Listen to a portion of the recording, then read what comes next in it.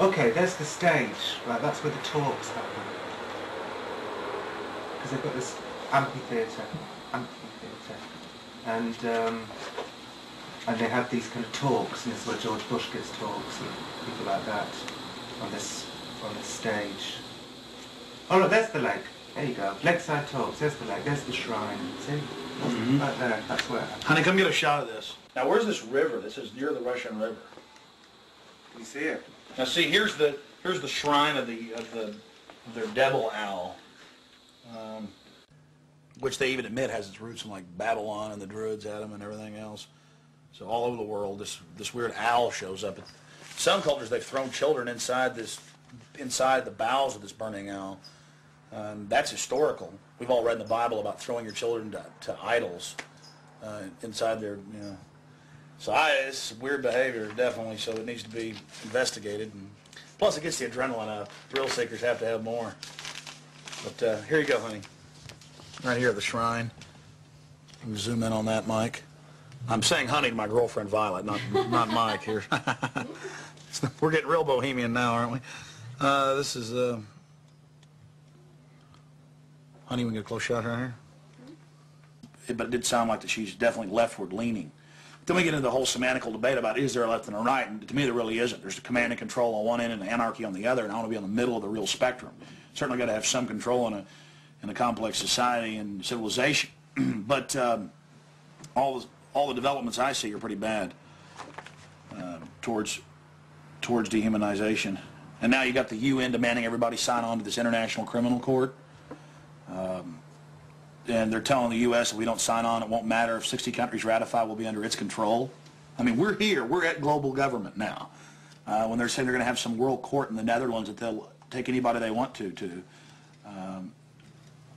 These are the, in fact, I was reading some of the talks that they've given and they've released that the Bohemian Grove has discussed, and it's all population control, world courts. You're talking 20 years ago. So definitely some stuff's going on here that's pretty important. But is it the ultimate elitist retreat? I would imagine those we don't even know the names of. This is probably just one more steering committee where they bring in a lot of underlings and high-level corporate chieftains that really aren't the upper top echelon, make them feel important, and then implement some type of strategy. From the stories I've read and things that happen, I mean, it is pretty well documented that people run around naked, they have orgies, they go into town and have orgies, and these are world leaders. I got a serious problem with that. Just by the very nature of how this, to me, Bohemian Grove is probably a way to compromise people. You want to be in the New World Order Club, it's like a big kid fraternity. And just like in fraternities, you have to do weird things. Here, you probably do weird things. But I got a problem with governors and presidents and prime ministers and corporate chieftains running around and doing this when they have so much power over what happens in the public domain. They have a responsibility to disclose what they're doing. So I think it is important, like you were saying, to somehow try to maintain some security and not be way out in the open, because they'll call in a bunch of security. I hear, like he often is. I hear he really enjoys himself here. I think Henry Kissinger will be here. Well, if I got a stink detector, we'll be able to find out where he's at. I was like, everything evil you can imagine, Kissinger's always involved in it. Isn't he a Republican, though? I'm not a Republican. That's the point I keep making. This whole Democrat-Republican deal is a complete... People always go back to that, though. Probably like in your country, you've got Labor and you've got the Tories over there, and it's all the same people behind closed doors. It's just a big joke. And your leadership, our leadership, it's all the same people. I mean, you do see a fight going on, but it's two different management teams of the same system, you know, bidding for control. What I call the CEO jobs of Slavery Incorporated.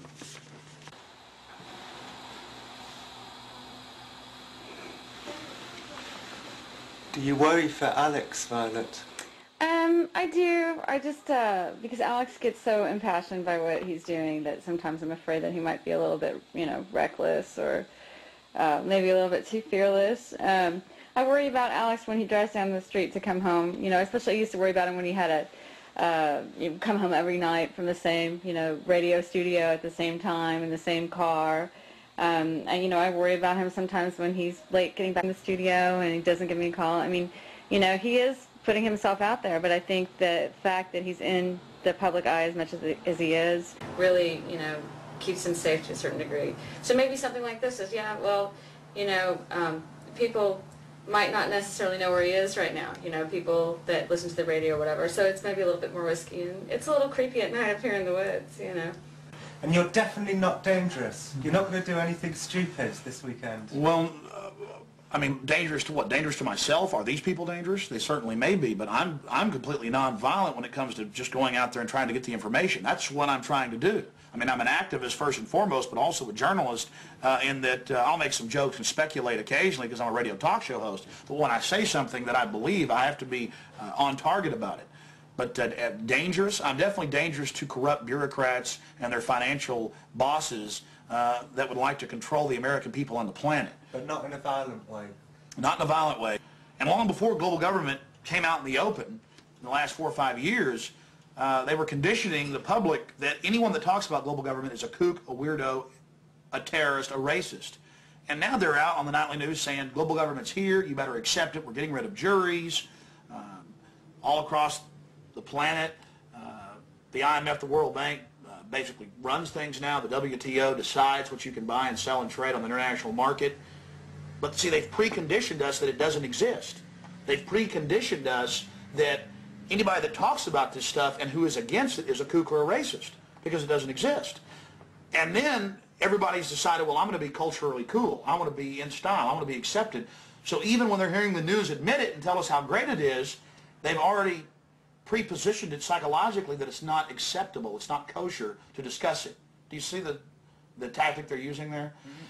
5 years ago, I would laugh when I heard about black helicopters. I would say, I'm about taxes, I'm about corruption, I'm about, you know, getting local control back, I'm about states' rights, you know, everything's coming under federal control. I was pretty mainstream, what you'd call so-called conservative. Then I saw the light when black helicopters started going into North Carolina.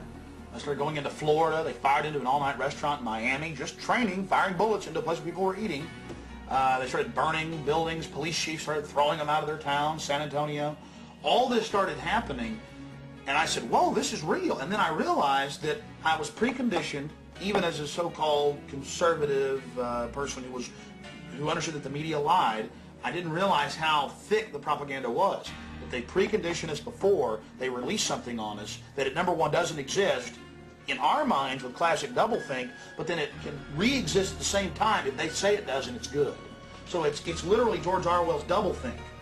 And one has to have it to stay sane in this world. Well, I refuse to be a part of it. I mean, the news every day, black helicopters are a joke, they're stupid, the culture, commercials, movies. At the same time, almost every month in this country, they're attacking and terrorizing some town with burning buildings and terror. And I don't want to be part of their sick control freak system. I don't like these degenerate, inbred, New World Order crowd people. They're not going to run my life. They're not going to control me. And I'm going to try to expose them. And I think we've had some success doing that. Oh, look how pretty it is. Uh-huh, sure is pretty. Mike, you enjoying yourself? A lot less spooky during the daytime.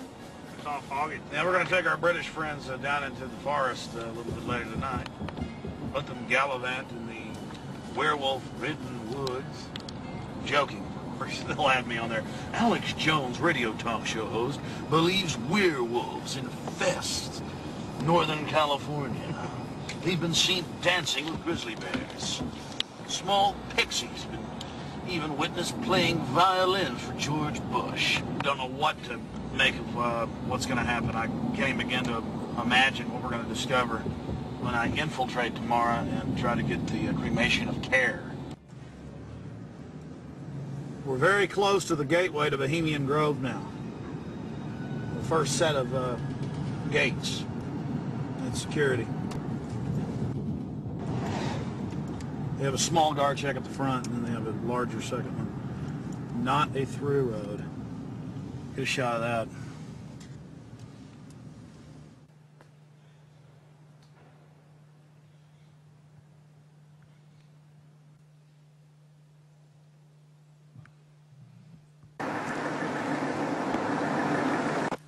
There's a guard gate right over it, a small guard gate, and then back further, an even more elaborate guard gate with surveillance cameras, you name it. Not a through road, ladies and gentlemen. Right up here in Northern California.